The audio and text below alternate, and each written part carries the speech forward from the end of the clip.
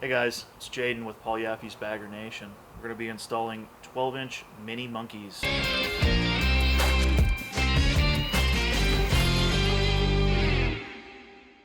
First, you're going to want to prepare the motorcycle for service.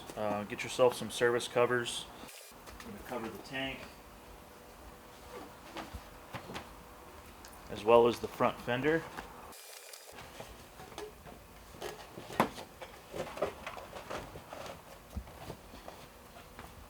Then we need to disconnect the main power. So we'll start by removing saddlebags.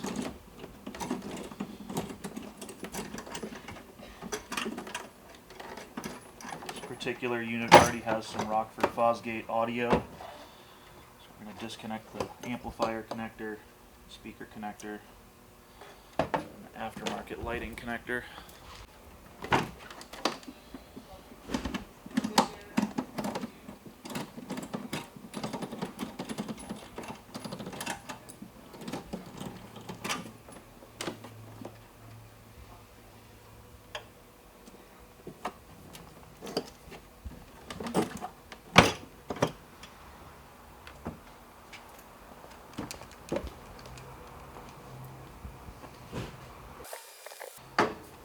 We're going to remove the left side cover.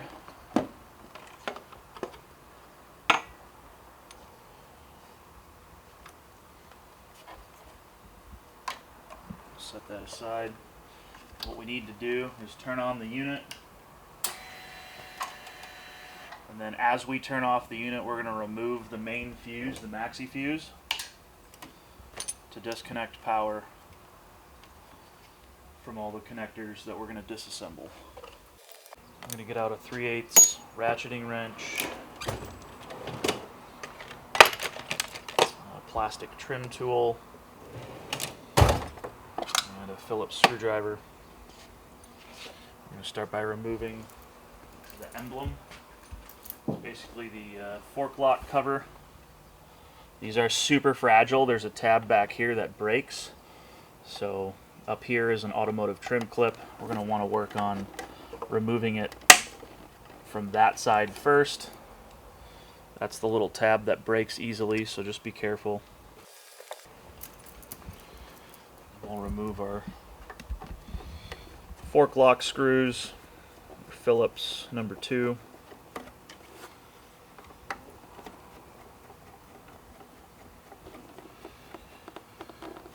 As well as this push pin.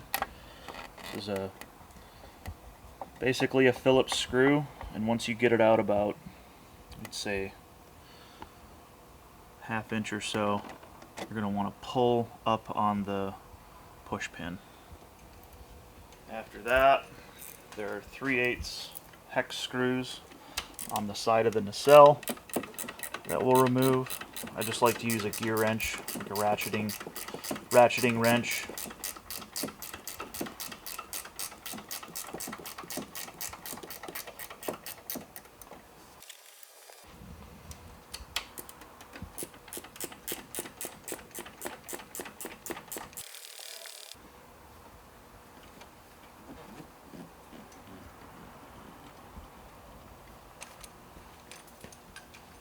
So we can turn the handlebars.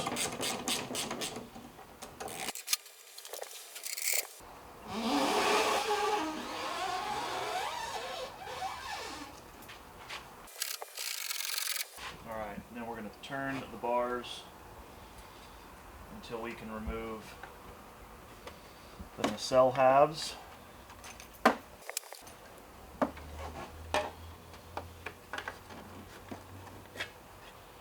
Just like that. If you wanted to leave it like this, you can, or if you're doing it on the ground, just be aware that the motorcycle is not tied down. We're next going to disassemble the connectors. So you have a handful of these white connectors here. Sometimes you can use your fingernail, sometimes you can't. You can use like a very small pocket screwdriver to Press the tang.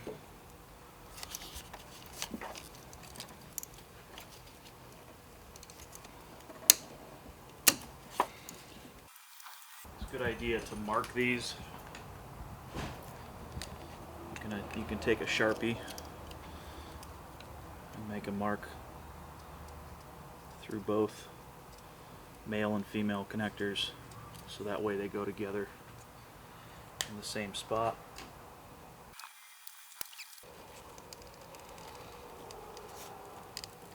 So we have the connectors undone. I'm just going to make sure they're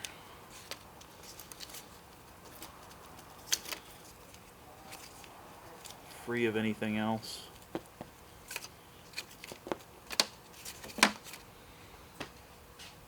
There's the clutch cable on the right hand frame of the bike. It's kind of tricky to get these out. You can either leave this on the bike or you can remove it from the motorcycle, but that's up to you.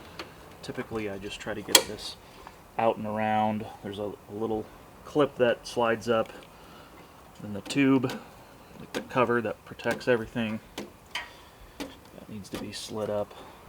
These are tight, and that exposes the plastic adjuster and spring.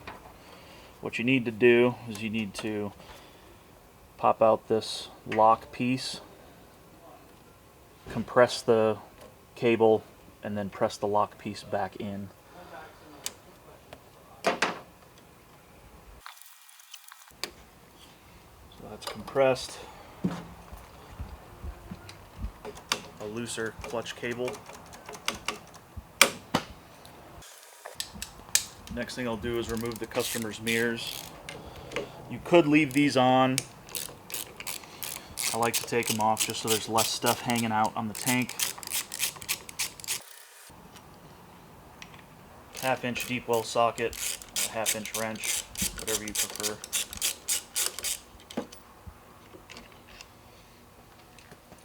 And then with the same pocket screwdriver, we're going to disconnect the clutch switch and the brake switch. There's a little rubber boot that we got to kind of peel back.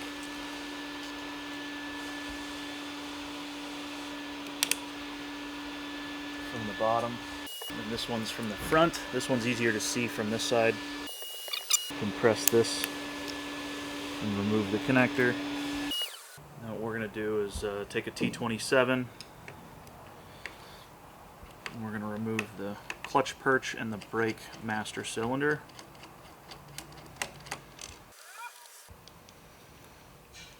We're just going to let that lay.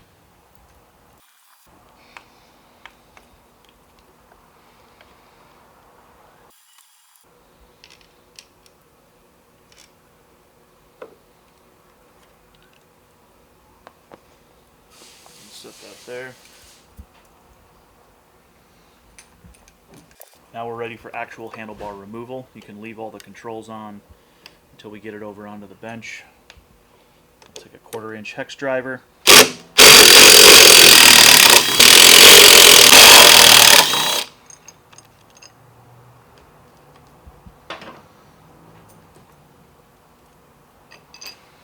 We'll set the top clamp aside. Pull the wires up through the center of the riser. Now we have our handlebars. Bagger Nation, we do so many bars. We've kind of built this jig. Some people have leftover riser clamps laying around. Basically, we just, it's nice to have something to hold while we're working. You could do all this on the bike if you want, but it's easier to do this away from painted parts and the ability to really, move it all the way around. Sometimes we'll put these handlebars upside down so we can get into the wire holes. Sometimes we'll, move them around this way. So it's nice to have a kind of a fixture to hold your handlebars. If you don't, you can use a blanket and you can lay them on a table or a bench. Just when you go back together, make sure you're taping off any finished pieces, like the powder coat can scratch.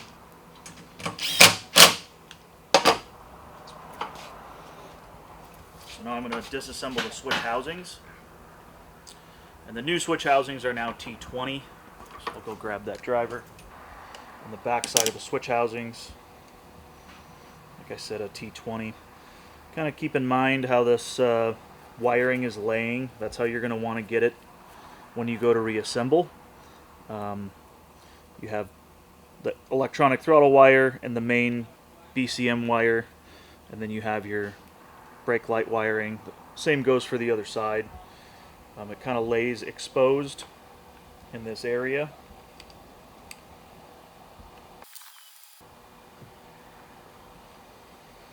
Once you remove the back clamp, you're going to notice this wiring kind of lays over this white plastic piece. It's part of the throttle. It's the actual new electronic throttle.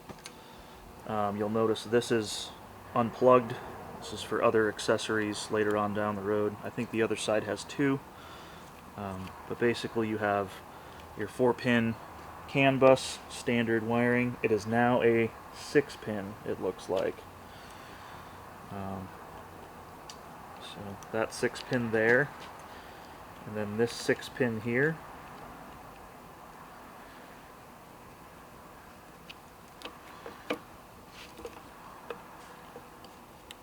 Open up that little pin lock.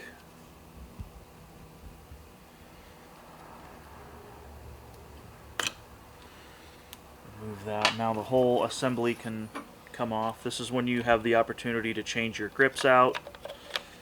We're keeping the stock grips on this build. Basically, it just kind of keys into the new style electronic throttle. So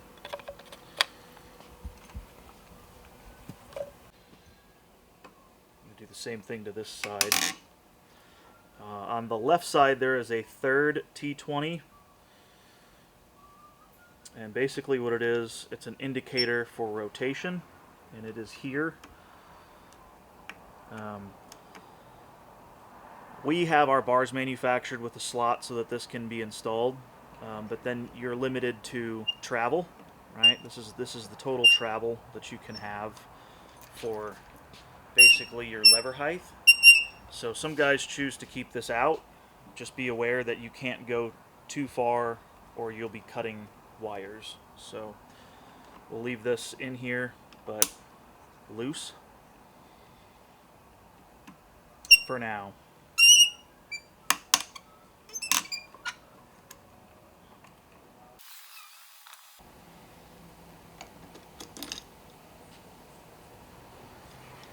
It's like a little pin, and that pin interfaces with this hole here. Same thing with your pocket screwdriver. You can remove this 6-pin CAN bus connector and slide off the control. These are also keyed if you're replacing grips. There's a large side and a small side, and that locks into the switch housing so as to prevent rotation. If you're replacing your grips, take note of that. These connectors are small enough that we can pull this through without having to depin or remove any terminals or connectors. So just be aware that you're in the very first hole, and remove that left side. And then this one's kind of interesting because there's two.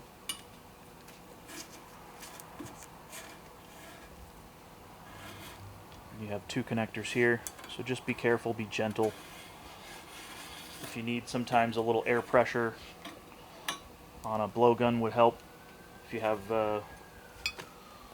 trouble with that. Now the bars are stripped and ready for us to install the wiring on our 12-inch mini monkeys. Before I take these out of the jig, you're going to notice this slot here. This slot is also a rotation stop from the factory. The top handlebar clamp prevents the user from rotating this further than Harley wants you to.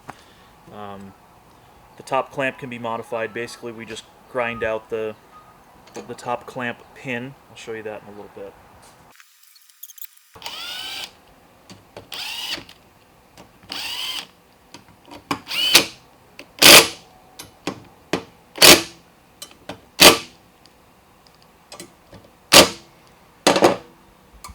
Okay.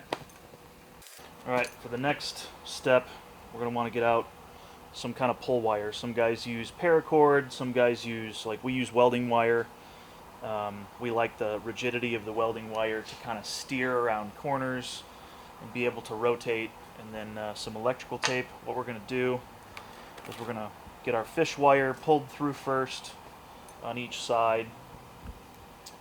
And then we're going to hook our pull wire to each side, left and right. So I like to go from the bottom, and I have kind of a rounded end on this. We're going to steer this thing up into the bar, and then you end up getting stuck on the end, and then I just have another pull wire. Stick that in there. Get out my flashlight, and I'm going to hook the other side. Now we have a pull wire installed on the right. This is just MIG welding wire. This is probably 030 maybe. You can kind of straighten it out as you use it. I've been using the same pieces for years. If you've ever installed our bars in the past, we include these in the pre-wire kits. So like I said, with a little loop on the end, you can kind of fish it up through and to the end there. I'm up here. Get our hook wire. And we have both sides pulled through. Get your double wire. At this point in time, if you wanted to church up this harness and make it nice, you could remove the sheathing. You could put actual heat shrink to tighten up this bundle. With these handlebars, they can be installed with 12s. They can be installed as they are from the factory. This is good, really good rubberized sheathing. It's going to protect the wire. Some guys will remove the little stickers because these could get hung up inside the bar. Just anything to make your job easier. Alright, and then we're going to pull these down through the bar. You probably could pull this up through the bar, but I don't recommend it. So we're going to pull the two white connectors down through. So what I like to do, whether it's the 6-pin or the 4-pin, I kind of loop my hook around, say, half of the wires and kind of stick it up through there. The hook can kind of just hang out like that, and then we're going to tape all of this so it's nice and smooth. Tape the connector, and we'll tape the pull wire all together, kind of make an end on it. And for this side, it's long enough. We don't want to pull this big bundle at the same time, so I'm just going to fold this back. This is long enough that once we get it out, we can remove this. So you can even do something like this if you're feeling fancy. I'll just tuck it in there. I'm just trying to prevent snags. So now we have the right side ready to pull through. And using this factory sheathing, you can kind of push at the same time. The key is getting the connectors around the corners. I'm being really easy here. I'm pushing with my left hand and pulling with my right. And eventually you'll get that set of connectors worked around the first corner. And you'll get the long stretch of handlebar. And sometimes this just goes right through, but sometimes you'll also get caught at the second bend, at the second corner. We've included a hole in the very bottom of these handlebars so that you can take a pick or something, a screwdriver, to kind of help pull the connectors away from the radius. And this is why the jig is really helpful, because now I can turn this thing upside down and I can physically look at why the connector is getting caught here. You have like a 90-degree pick. Basically what you can do is you can reach in there and help it around the corner and see why you're getting caught. And then once you get it free and moved, then you'll begin to see your taped section come out of the bar. Try not to poke the sheathing. I'm just like using this as a pulling tool, not as a poking or prying tool. I'm just kind of moving that connector around to get it free. Sometimes it helps to back up. If you can push on both sides and then pull, and you'll get it eventually. So now that we have all that, we're going to remove our sacrificial electrical tape, remove our pull wire, just make sure your connector's still healthy, so that all the pins are still connected. There you go. Right side's done. That was the hard side. Now we'll work on the easy side. Again, removing the factory labels so that they don't get caught inside. Wrapping this connector and the pull wire together. This side will go much easier than the 2-wire. And again, pushing the connector around the corner while you're pulling on the pull wire usually helps. This one you can get pretty quickly and easily. You can see that's already all the way through. Connector looks good. Okay, now I'm going to raise the bars back up to about where the customer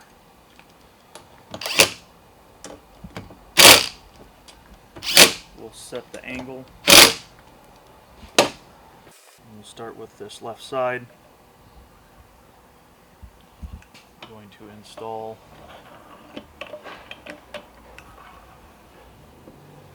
the grip and outer switch housing. We're then going to connect the 6-pin connector. Make sure that clicks.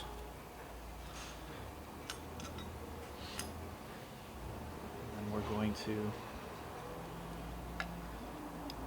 install the outer housing. We got to make sure this doesn't get pinched, so just keep this free,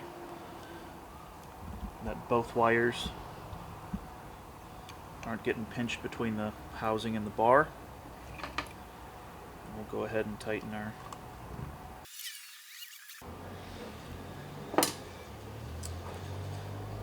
and you're going to want to make sure that your wire is about the same length as it was before. This is the clutch switch wire.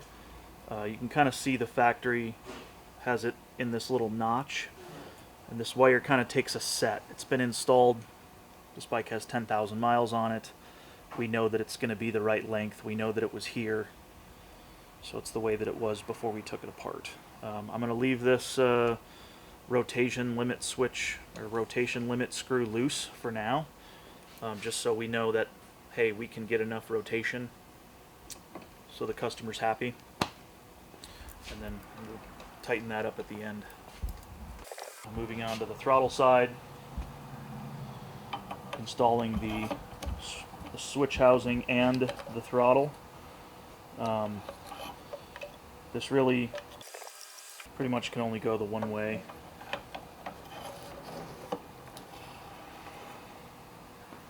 if you guys remember, this stuff laid over the top of the actual electronic throttle itself. You can see this area, so I'm gonna pull this through a little bit further. So it's about laying how it was. We're gonna connect our electronic throttle, and then we'll connect our CAN bus switch housing connector.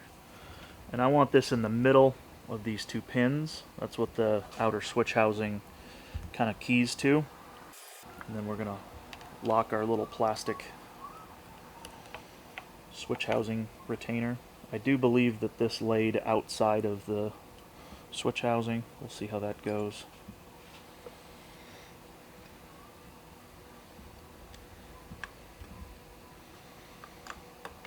I just want to make sure it closes without forcing anything.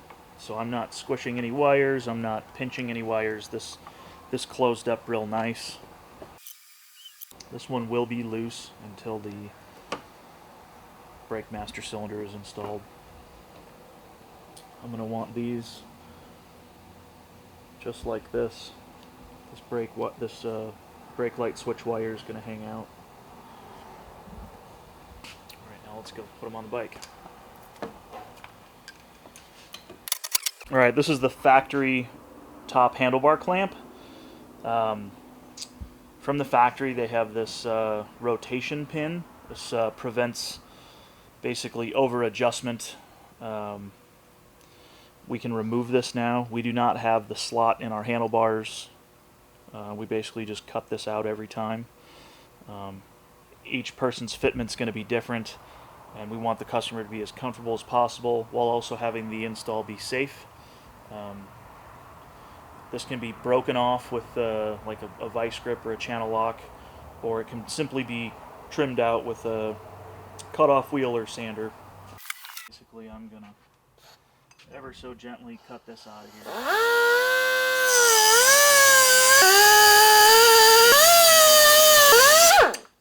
Alright, now I'm gonna have to sand this area smooth. You can always use a file to do this.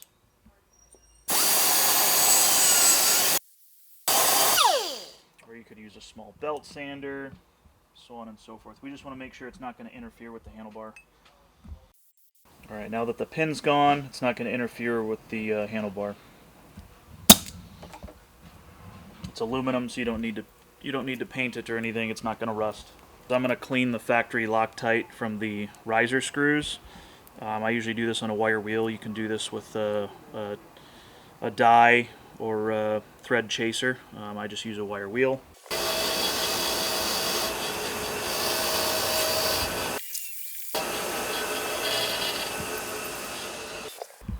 Alright, now that we got our bolts all cleaned off, cleaning off the lock patch or the factory Loctite is going to prevent any galling or anything happening to the threads or preventing a false torque.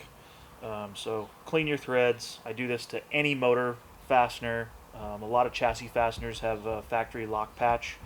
And basically, even though you removed it, it's hard to get it put back in properly. So always chase your threads, clean your threads. I'm going to put some blue Loctite on these. Harley does not call for Loctite in the book. And the torque spec is 16 to 18 foot-pounds, and they now have a sequence. So we're going to install these bars. Always be careful with Loctite on painted surfaces or powder-coated surfaces. Loctite can and will damage painted surfaces.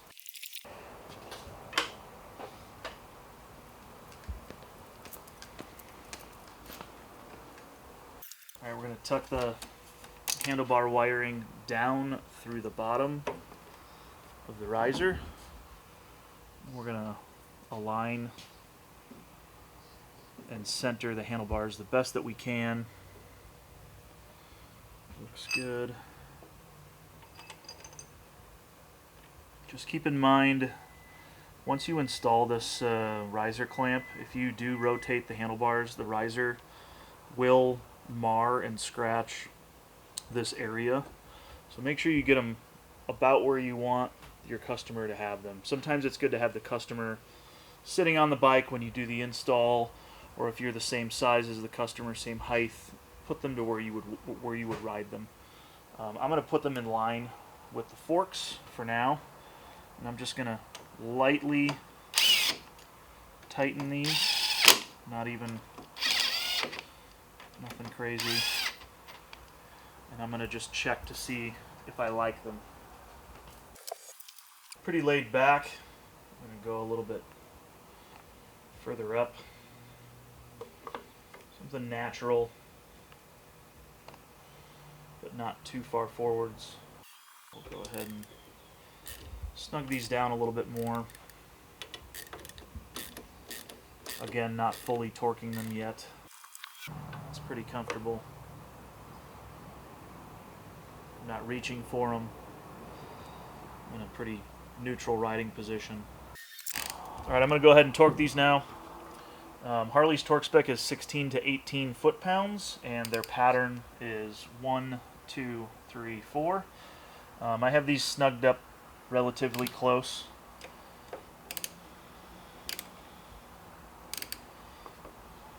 We're just going to kind of work through the pattern, get this bar snugged down.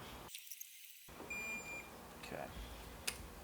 Alright, now that the bars are on the bike, we can see that we will definitely have to change the cables out. Not enough to stretch this out. So let's start by disassembling the clutch perch. There's this little cover. It's a T15 Torx. This cover so we can access the pivot pin. Grab a small pair of circlip pliers. Remove the clutch circlip. Push the pin out. There is some springs in these new clutches. One lays against this, and then there is the other side of that.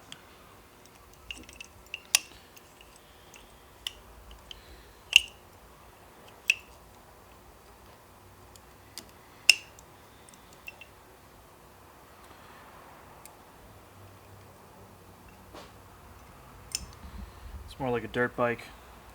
It's got a ball end on it rather than a looped end like they used to, so it just dives out of the bottom there. Remove the clamp that retains the cable on the riser. It's a T27 Torx.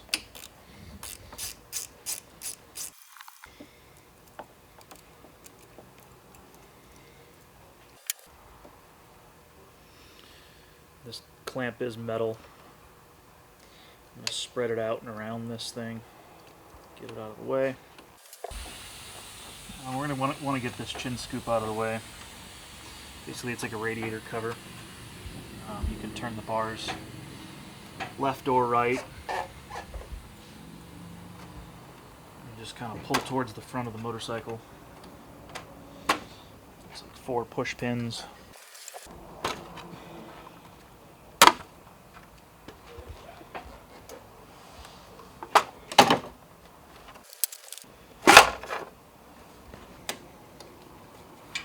We're going to remove the lower cable retainer just so we can get more room. And to remove the upper cable, basically what we want to do is with our pocket screwdriver, we're going to fold up this little tab.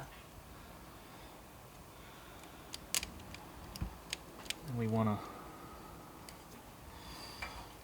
lift that up, spin it around, and we're able to push this out.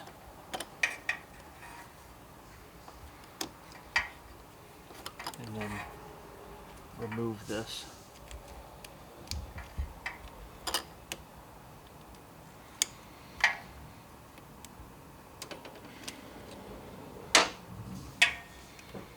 It's the upper clutch cable assembly.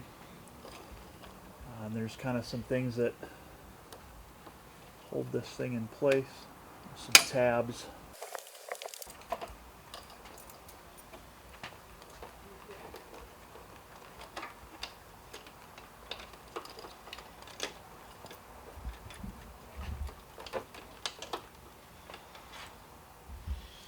Okay. Now that we've got our extended clutch cable on here, we're going to install the lever. This part's kind of tricky. You have to get the spring laying in this little groove. So basically you can walk this in this way and then rotate and pivot, and then install your pivot pin just like that. Now we're going to turn it over. Clutch circlip pliers,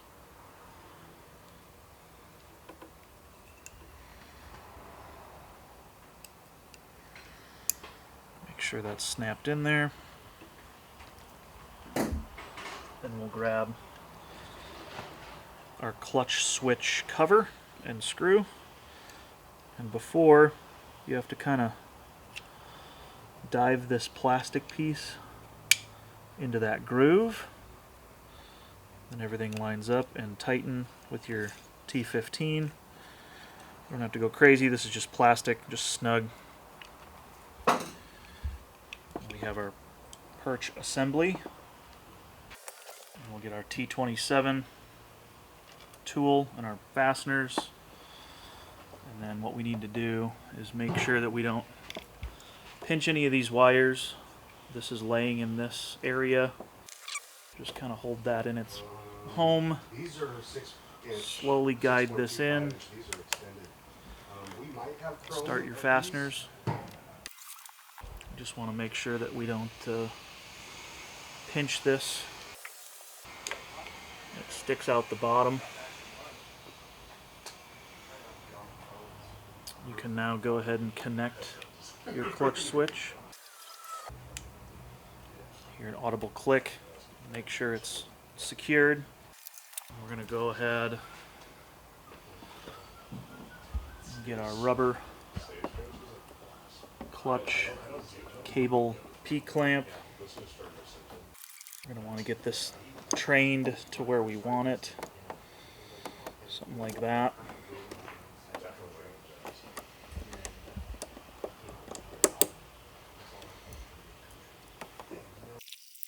We're going to adjust this, snug that down. That's our clutch cable. Now we're going to prepare the motorcycle for the tank removal and the bleeding of the brakes and the brake line replacement. So remove the seat. They're now T27s. We'll also have to remove the seat strap from either side. Your choice.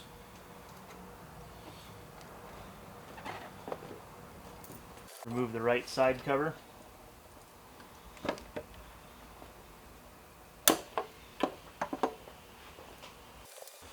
These are ABS bikes, so you have to completely remove the fluid before you go any further. Remember, brake fluid is caustic and will damage paint, so have yourself some rags handy. What I'm going to do is remove all the fluid from the master. I'm going to try to hold this level.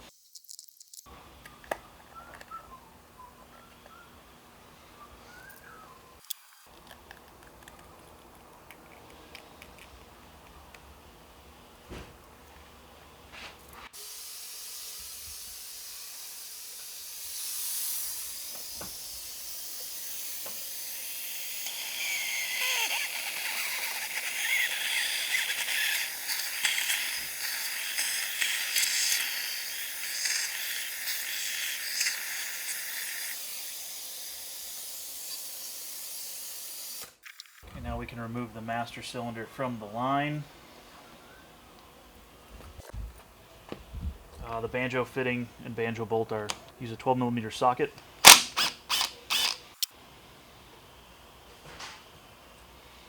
We'll have residual out of the line, so just be aware of that. You can take a paper towel, stick it through the banjo, and wrap it up to prevent any spills. We're going to remove the P-clamp on the riser.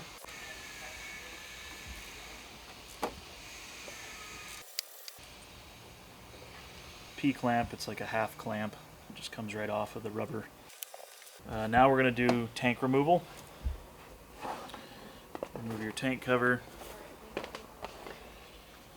On these models, there's now hoses underneath in the front of the fuel door, fuel cap area that have to be removed.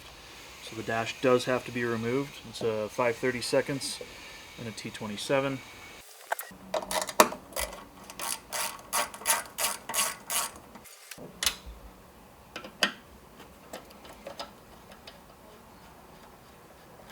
Set those aside. Remove your console. This hose does not have a clamp on it, but the other hose does have a clamp. What I typically use is a longer leverage side cutters. I just basically clip this clamp, a little bit of light twisting, and you can remove the clamp altogether. Remove the hoses. And now we can get to taking our fuel tank off. We'll remove the rear fasteners. You can either use a T40 or a 1/2-inch socket.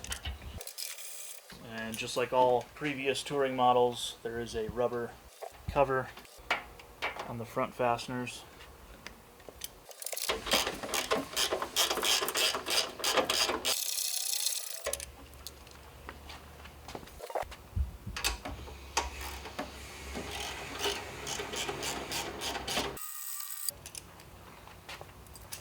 After the 4 bolts are removed, then we're going to remove the quick connect.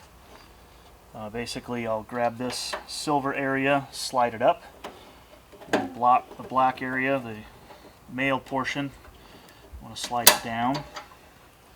Hopefully you don't see any leaking around this area after you've removed your quick connect. If you do, then this line needs to be addressed. What I do is then lift up from the back, and there is a connector in here. It's a 4-pin Molex that you can push up and pull back to remove the connector. And that connector's free. And you can do a gas tank removal. Alright, now you're going to see a bunch of zip ties along the backbone in this wire caddy. You're going to see that your 3 ABS lines are running alongside. We're going to have to cut all these zip ties and remove these clips along this area. Just be careful not to nick any of the brake lines. We'll get this clip up and out of the way here.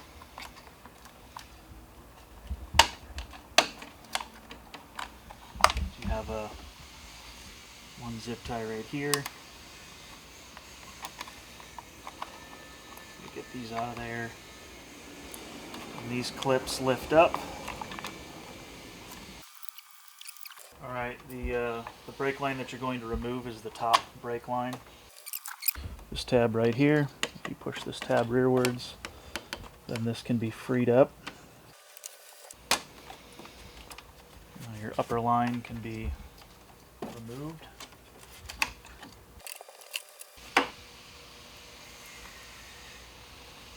And we're going to identify which banjo fitting we're going to have to take off on the ABS unit. So it looks like it's this center outer right here. This engine guard is, or this saddlebag guard is blocking the view, but it's this outer front. This is a metric banjo fitting. It's 13 millimeters. And they're pretty tight.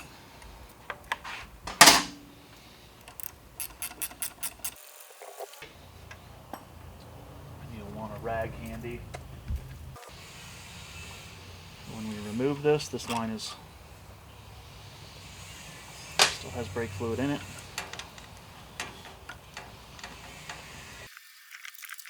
You may have to, this is rubber mounted, you may have to pull outwards to get your line tucked through here.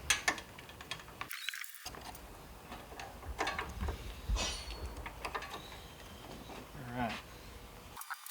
Alrighty, so we have a straight 12mm AN banjo and a 35-degree 10mm banjo. This is for the master cylinder. This is for the ABS unit. And we have a universal brake line here, AN on both sides. It's going to be done this way, or you can get an exact perfect fit depending upon your scenario. Looks like a 63-inch cable is going to work with our 12-inch mini monkeys.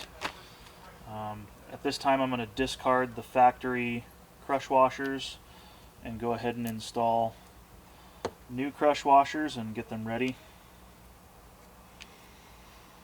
I always replace these, and then I end up putting the soft side. You can feel the stamping. There's always a soft side and a sharp side. I put the soft side towards the line typically. So the stamped sharp side and the soft side, it makes a difference. So we'll go ahead and install our ABS banjo. We're going to just point it straight out into this side cover area. We're going to drop our crush washer in there. Go ahead and get this hand tight. The factory torque specs for these banjo bolts, the 12mm banjo bolts, take 27 to 30 foot-pounds. It seems like a lot, but it's not a ton of torque when you think about the size of the fastener. Alright, our customer has saddlebag guards installed, so we can't get directly to our banjo bolt with a standard socket.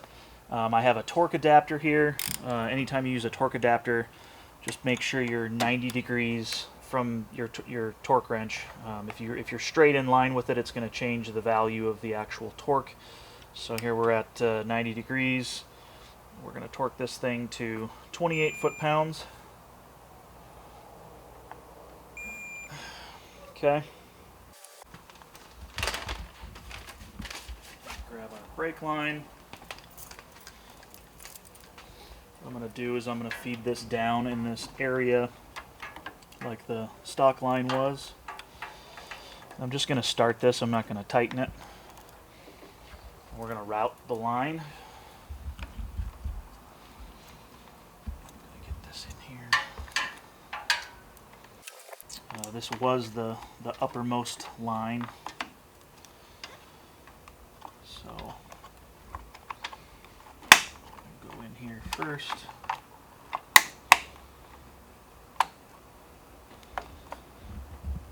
Go on our little plastic retainer.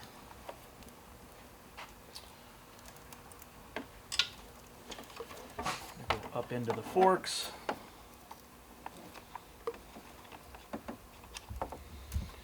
Let that hang. There's 3 little clips that hold these lines in place, just so they're laying against the side of the tank. Install the other brake line clips.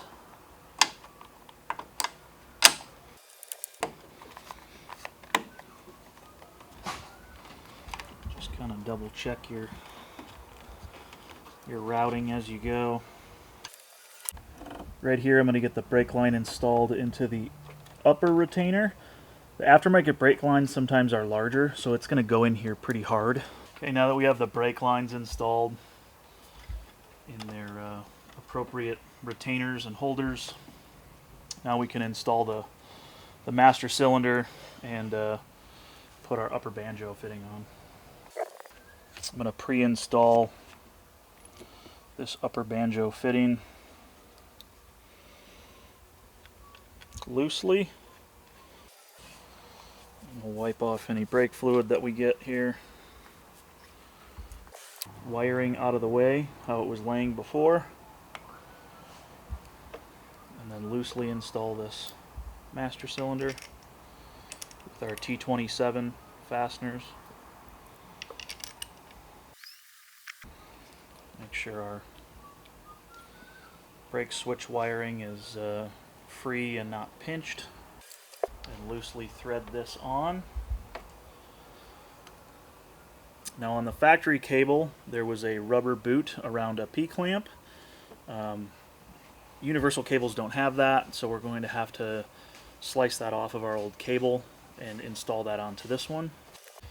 Alright, this is the rubber boot in question. We're not going to use this line ever again, so if I nick it, whatever. But I'm going to just carefully try to razor blade this off so that we can use it on our new line. And it is glued as well, so we'll just kind of work this off of here. Okay. I'm going to wrap this around here in our fastener. Again, this is larger than the previous cable. I'll go ahead and tighten that back up.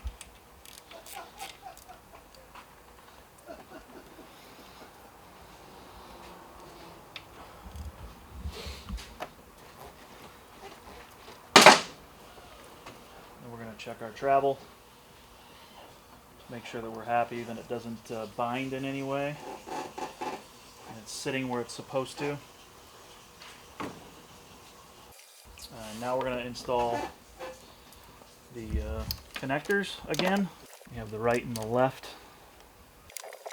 We have the one that we marked with our red Sharpie. Push that down into its home.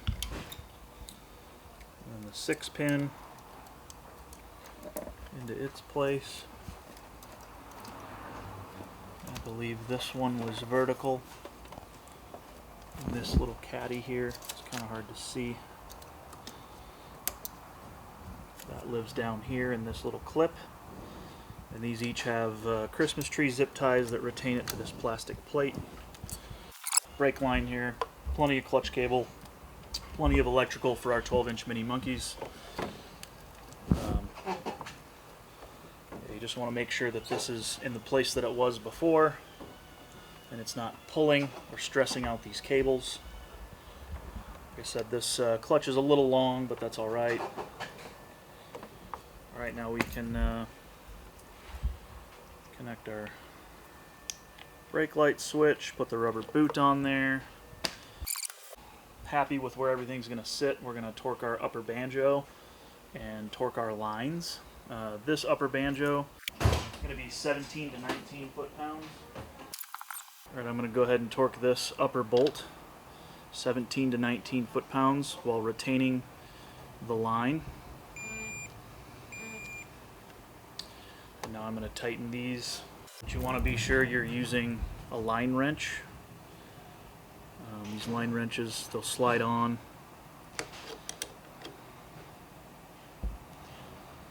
And then try to have them rotated to where it doesn't twist it up too bad. Good wrist tight is all you're going to need.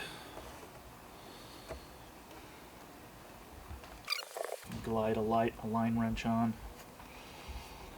carefully.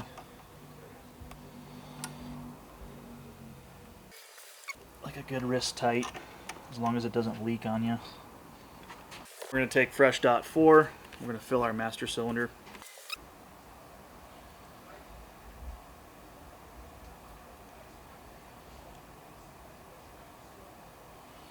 And once we're full, we're going to monitor that and begin to bleed the system. I'm going to break this loose with a 3/8 6-point. I'm going to install a 12-point on there so I can get some more throw. And then I'm going to start bleeding. Open my bleeder valve.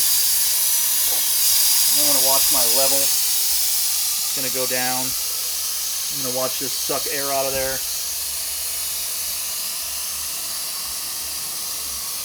We're going to kind of do a series of back and forth with the right and the left caliper. Just make sure you keep your master cylinder full, otherwise your bleeding process is going to take forever.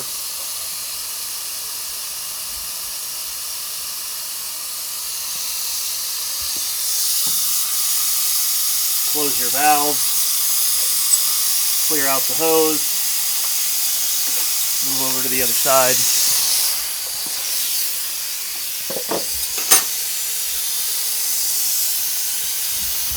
Again, I'm going to break it loose with the 6-point.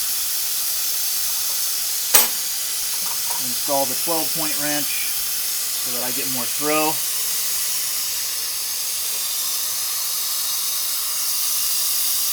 Open up the valve. And we're going to keep our master cylinder full.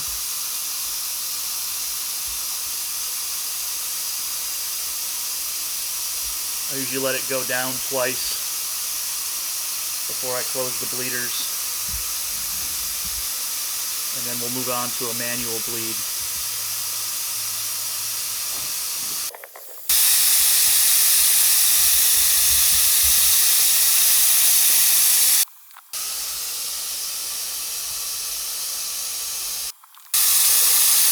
Okay, we have fluid there. I'll move back over.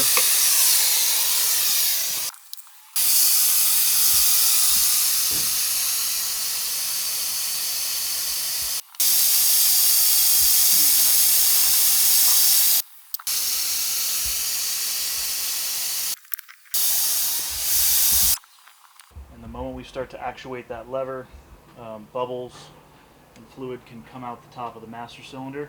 So we're going to cover that. We're going to start by just pumping up until we get pressure. Once we have pressure, we're going to open and close the bleeder fairly quickly.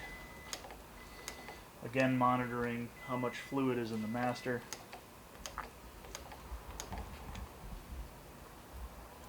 We're going to go from side to side. Sometimes it helps if you have a buddy to do the upper portion for you. I like to use a plastic clamp.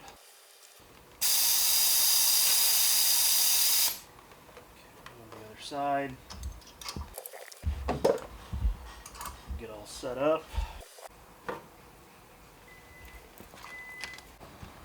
Okay, after we've verified our master cylinder level, I'll show you my little trick here. This is just a piece of an inner tube. I'm protecting the customer's lever. And then I have a plastic clamp. And we're going to protect their grip really quick. But I'm going to pump this up. And I'm going to put this clamp on the lever like I'm squeezing it. And then I can walk to the other side and perform the brake bleed by myself.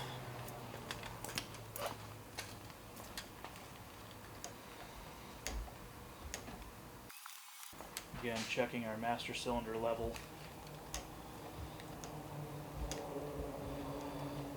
We got pretty good pressure. Basically, I'm just watching to see if there's any bubbles in the fluid, which there isn't. So once we're tight, go back to the high side again.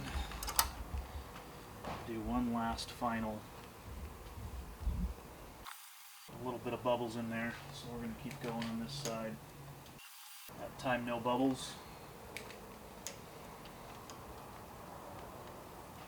Just verify normal brake pressure.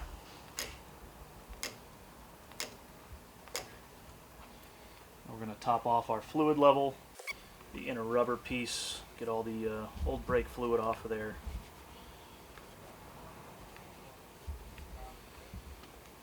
Same with the inner cap. I can wipe this down.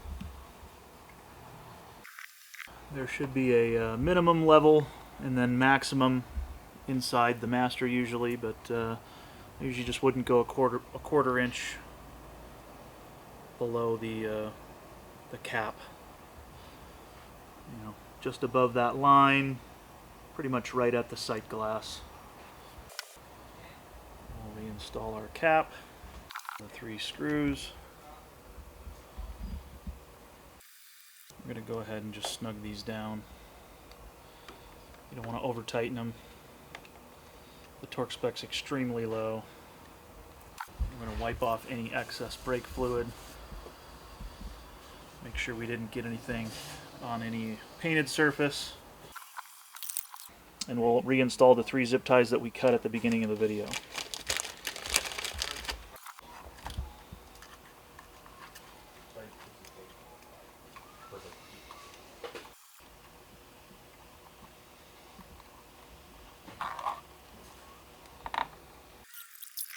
Tim, he's just going to say, well, bring it in. Yeah. You know. License light with his track, Now we're going to reinstall the fuel tank. So you get the other one straight. When we drop this down, we got to make sure our lines are above. Oh, we're having some sales transactions. Remember, this one did not have a clamp. That can be reinstalled. And then we need to get a 10222 clamp. They're very small one-time use clamps. This is an 11.3 Oetiker clamp. McMaster Car, some of the better hardware stores, they're going to have these. Or you can go to your local Harley dealer and buy a 10222. This is an actual special installation tool that's going to crimp this properly in any direction there. You can use a cutters, like a side cutters, to do these, but it's not recommended.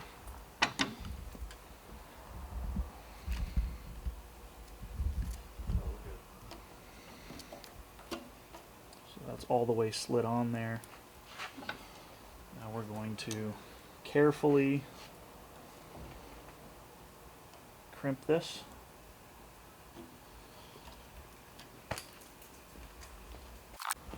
Now we can connect our fuel pump connector. It's going to face down like this. It's fairly easy to do. If you just lift the rear of the tank up and align it.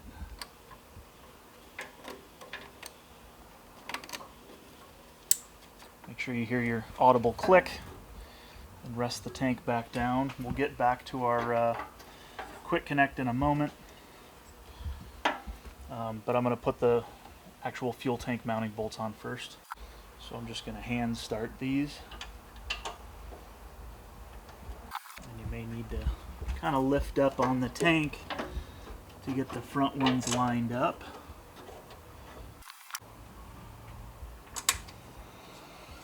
Now that we have all 4 started, now we can tighten them down. You don't want to go too tight on these, otherwise you'll peel the paint. That's why I use Loctite, just a nice wrist tight. Might be 15 foot-pounds or so. And I'm going to tighten the rear.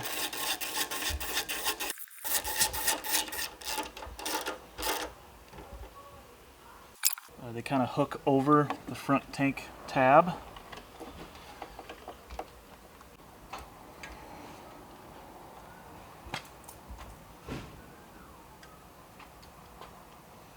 Go ahead and reinstall your dash.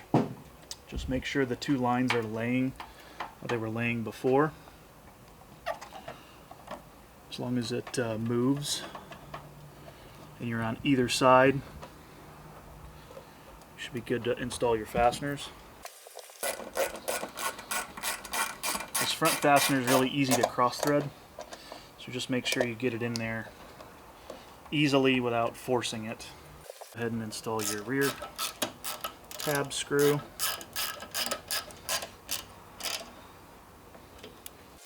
You can then reinstall the seat.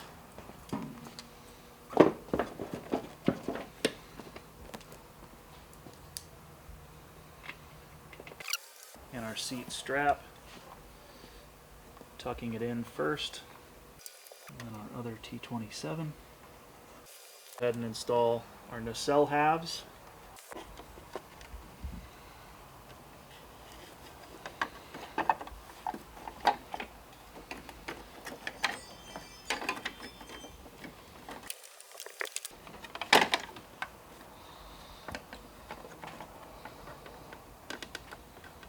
We'll dive these in.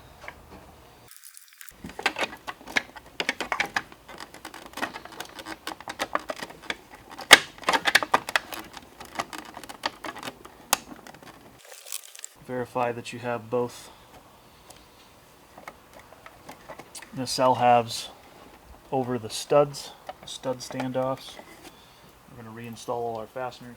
Install the 2 Phillips screws into the neck lock. Do not over tighten these, you will split the plastic. Just a nice and snug is all you need. You need to push the pin in to both halves, and then you will tighten the Phillips fastener into it, and that'll also kind of snug up.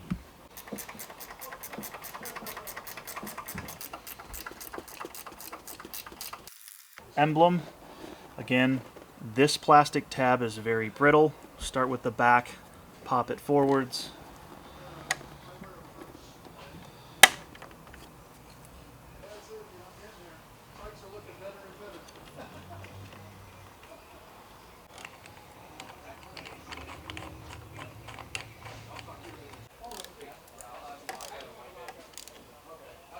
Install our main fuse.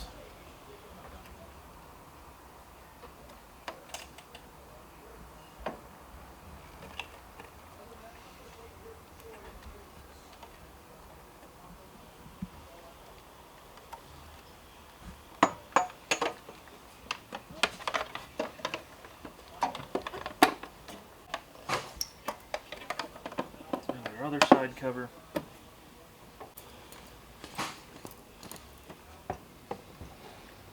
Saddlebag audio connector, as well as lighting connector.